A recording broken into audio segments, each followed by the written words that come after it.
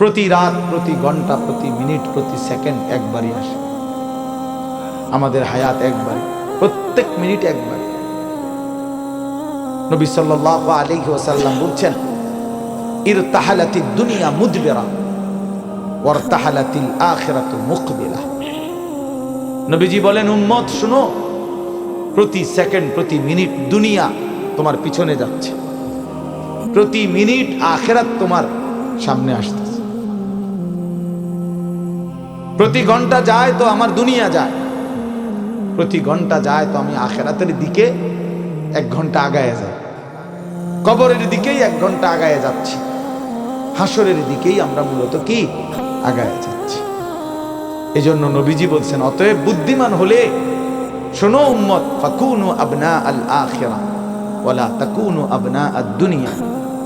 নবীজি বলছেন, অতএব তুমি আখিরাতের সন্তান হও, আখিরাতের পরিচয়ে পরিচিত হও, দুনিয়ার সন্তান হও না।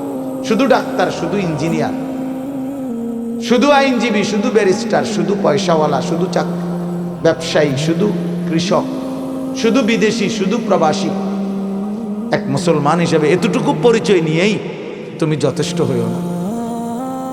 এক মুসলমানের পরিচয় এতটুকুই না, বরং তোমার পরিচয় যেন হয় আখিরাতের পরিচয়। লোকটা নামাজি, লোকটা রোজাদার, লোকটা চরিত্রবান, লোকটা দিনদার, লোকটা ফরহেজগার, লোকটা আল্লাহওয়ালা, লোকটা আখিরাতের ফিকির করে, মসজিদকে ভালোবাসে, মাদ্রাসাকে ভালোবাসে, ওলামায়ে কেরামকে ভালোবাসে, নামাজকে ভালোবাসে, আল্লাহর ঘরকে ভালোবাসে, কোরআনকে ভালোবাসে। এমন পরিচয় পরিচিত হও, এমন পরিচয় নিজের জীবনে লাগাও। নবীজি বলছেন, শুধু দুনিয়ার পরিচয়, অনেক বড় পয়সাওয়ালা, অনেক বড় টাকাওয়ালা, অনেক বড় ক্ষমতার অধিকারী, দোস্ত ক্ষমতা বেশি বা কম উভয় অবস্থাতেই কবরে চলে যাবে, হাসলেও মরে যাবে, কাঁদলেও মরে যাবে। তাফসিরে মাআরিফুল কোরআনে আমরা পড়ছি, মুফতি শফি রহমতুল্লাহ আলাইহি বলছে, দুনিয়াবাসী, দুনিয়া নিয়া কারাকারি করো না, কারণ সর্বোচ্চ চেষ্টা করে দুনিয়া যদি জিতেও যাও তাইলেও মরে যাবা, যদি হেরেও যাও তাইলেও মরে যাবে। পৃথিবীর সর্বশ্রেষ্ঠ ধনী সেও মৃত্যুবরণ করবে, পৃথিবীর সর্বশ্রেষ্ঠ ফকির সেও মৃত্যু মরেই যাবে। প্রিয় বন্ধু, তোমরাও আমরাও হাসলেও মরে যাব, কাঁদলেও মরে যাব, সুখে থাকলেও মৃত্যু হবে, দুঃখে থাকলেও মৃত্যু হবে, অট্টালিকায় থাকলেও মরণ, কুড়ে ঘরে থাকলেও মরণ।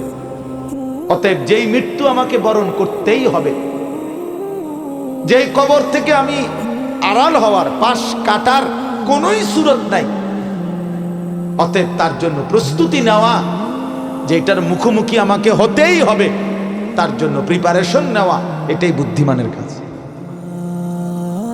আমার যেহেতু ডায়াবেটিস হয়েই গেছে, এখন আমার এই অবস্থায় শরীর স্বাভাবিক থাকবে কেমনে, এইটা নিয়েই ফিকির করা উচিত।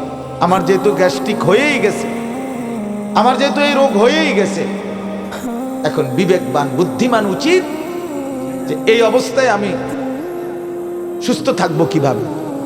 ঠিক মনে করেন এরকম, আমাকে যেহেতু কবরে যেতেই হবে, আমাকে যেহেতু মরতেই হবে, অতএব এখানে উচিত বিবেক দিয়ে যে অতএব আমাকে কবরে ভালো থাকবো কিভাবে তার ফিকির করা। কারণ কোন যুক্তি দিয়ে, পৃথিবীর সর্বশেষ যুক্তি প্রযুক্তি দিয়েও তো আমি কবর থেকে বাঁচতে পারবো না। তাহলে যে সত্য আমাকে গ্রহণ করতেই হবে, যে অমোঘ বিধান আমাকে মেনে নিতেই হবে, তার জন্য প্রিয় ভাই নিজেকে প্রস্তুত করা, ভাবা, কল্পনা করা, এটাই বিবেকের দাবি, এটাই ইনসাফের দাবি। এই জন্য ছেলেদেরকে বললাম, বাবা, কিশোর নওজোয়ান বয়সে তুমি ফিকির করো, তুমি সুস্থ সবল সামর্থ্যবান, শরীর স্বাস্থ্য জীবন যৌবন সব সুস্থ আছে, শক্তি আছে, এই সময়ে যদি কোনো ভাবনা না আসে তো বুড়াকালে কেমনে ভাববা? বয়সকালে তো ভাবনার সময় না। কোরআন শরীফে স্পষ্ট আছে, আমিনকুম মান ইউরাদ্দু ইলা আরদালিল উমর লিকাই লা ইয়ালামা মিন বাদি ইলমিন শাইআ। আল্লাহ বলেন মানুষকে আমি পর্যায়ক্রমে ধীরে ধীরে অনেক মানুষকে আমি এরকম নিষ্কর্মা বৃদ্ধ বানিয়ে দেই যে ফলে সে যে জিনিসগুলো ইতিপূর্বে জানতো একটা পর্যায়ে সে আর কিছুই জানে না, এখন আর কিছুই বলে না, কিছুই বুঝবে না। এই চাচা এখন আর কিছুই বুঝবে না, জিজ্ঞাসা করে দেখো, তার আর কোনো অনুভূতি নাই। তার কাছে এখন আর দুনিয়া বরাবর সবকিছু, হাসিও বরাবর, কান্নাও বরাবর, রাতও বরাবর, দিনও বরাবর, আনন্দও বরাবর, বেদনাও বরাবর। ওনার তো আর সেই ফিলিংসটাই নেই। আমার মারে দেখছি আমি আজীবন, মা কত নামাজ পড়তেন, তিলাওয়াত করতেন, তসবিহ পড়তেন, 500 দানার তসবিহ পড়তেন মা। আর মা এখন এত অসুস্থ হয়ে গেছে, বৃদ্ধ। নামাজের কথা কোনো 10 বার 20 বার বললে হ্যাঁ মানে বুঝে না, কি করবো এটা বুঝে না। অজু করতে কইলে মা বুঝে না। তাহলে আমি তো আমার মায়ের চোখে দেখা সাক্ষী, আমি তো মাকে দেখছি। মা আমার সেই সকাল থেকে রাত পর্যন্ত কত নামাজ পড়তেন, কত কোরআন তেলাওয়াত করতেন। আমার মায়ের সেই জিন্দেগি তো আমি দেখছি ভাইয়া। এই জন্য আমরা, এটাই সত্য, এটাই বাস্তবতা, আমাদেরকে যেতেই হবে। 3 অবস্থার যে কোনো একটা হবেই। হয় একদিন এই শক্ত সামর্থ্য শরীর দুর্বল অসুস্থ হয়ে যাবে, নয়তো বৃদ্ধ হয়ে যাবে, নয়তো তার আগেই কবরে পৌঁছে যাবে। প্রিয় বন্ধু, প্রিয় বাপ, আমাকে এটা বরণ করতেই হবে, আমাকে এটা বরণ করতেই হবে।